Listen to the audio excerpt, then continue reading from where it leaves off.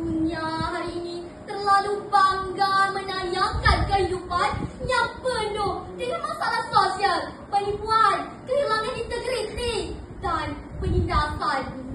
Anak-anak generasi muda perlu rasa bimbang sekiranya kita akan dicorakkan dan dipimpin oleh pemimpin yang jauh dari nilai-nilai Islam. Tajuk pidato ini bukan sekadar salat tarikh, tetapi adalah satu seruan yang mengajak kita membayangkan sekiranya Sayyidina Umar Al-Khattab, Khalifah kedua Khulafaur Ar-Rasyidin yang terkenal dengan keadilan dan ketegasan, masih hidup pada zaman ini.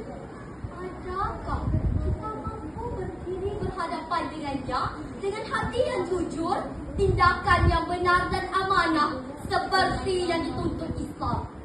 Jadi, izinkan saya untuk berkongsi 3 cara kepimpinan Sayyidina Umar Al-Khattab dalam memimpin dunia Islam.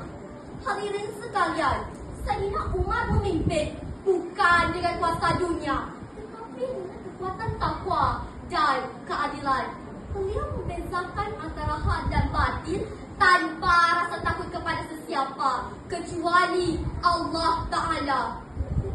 Allah dalam surah An-Nisa ayat 58. Sesungguhnya Allah menyuruh kamu untuk menyampaikan amanah kepada yang berhak menerimanya.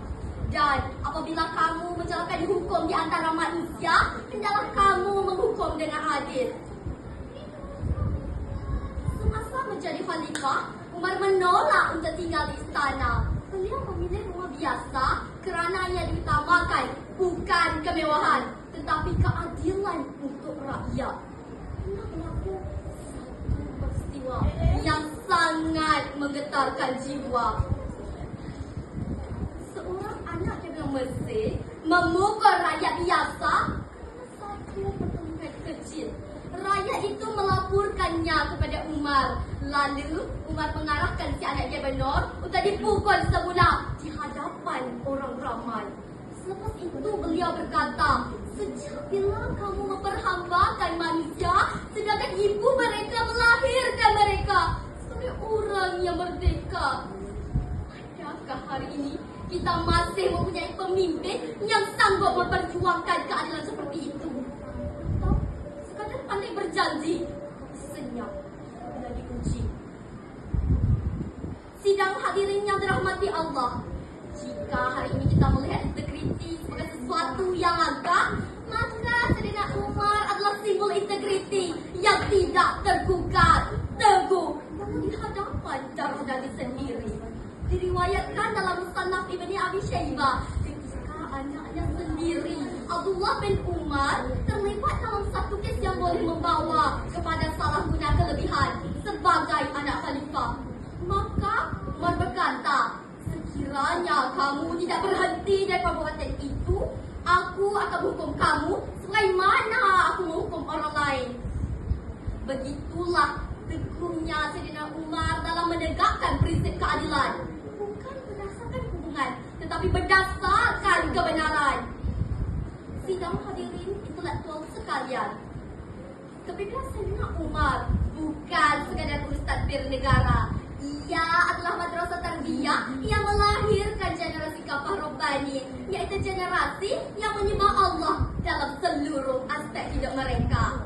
Di zaman beliau, masjid bukan sekadar tempat solat, bahkan pusat pentarbiyahan masyarakat. Beliau pernah berkata, jika seorang itu tidak mengenal solat berjemaah, aku bimbang ia tidak mengenal Islam. Riwayat Ibni Abi Syaibah, Musannaf 2409. Umar mendidik rakyat supaya menyembah Allah secara kafah, iaitu secara menyeluruh, sebagaimana firman Allah dalam surah Al-Baqarah ayat 208. Hasilnya, lahirlah pemuda-pemuda Rabbani seperti Abdullah ibn Mas'ud, Ubay bin Ka'ab, Zaid bin Thabit, antara pejuang-pejuang ilmu, beriman dan beradab. Umar membuktikan bahawa kuasa yang tidak dibina atas iman akan menghancurkan umat. Kuasa yang dibina atas Rabbaniyah akan melahirkan tamadun yang diredai.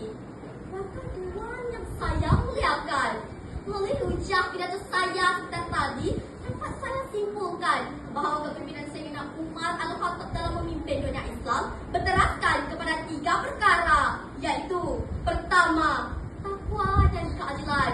Kedua, menegakkan integriti tanpa pilih kasih. Dan ketiga, melahirkan generasi berjiwa Rabbani.